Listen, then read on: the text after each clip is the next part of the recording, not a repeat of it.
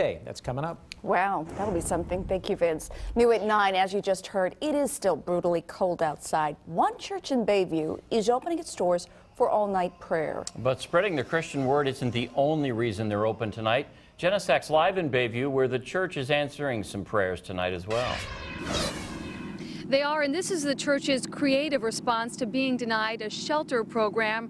Right now, 23 homeless adults are spending their night inside the church, and this is different than a typical shelter in a few ways.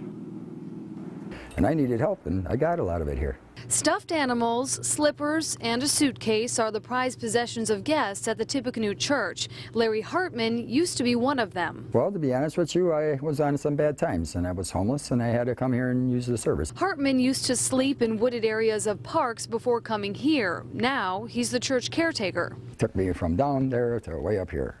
Okay, and they're still working on me.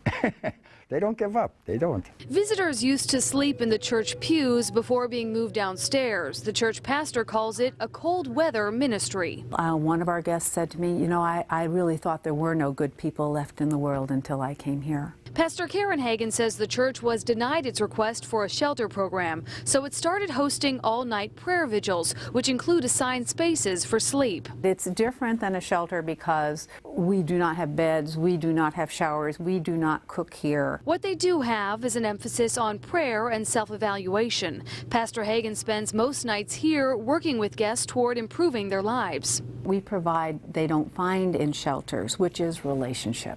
Dozens of interfaith organizations contribute to the program, officially called Divine Intervention. It's run entirely by volunteers, which keeps costs low. People here tend to start loving each other by the time it's over. It sounds really weird, but they become a family. And on nights as cold as this, church volunteers do go into nearby wooded areas searching for people that they can invite inside. This is the program's third year, and they should be open to the homeless every night until the end of March. Reporting live in Bayview, Jenna Sachs, Fox 6 News. Wow, real quick, do they worry that they could get in trouble for doing this?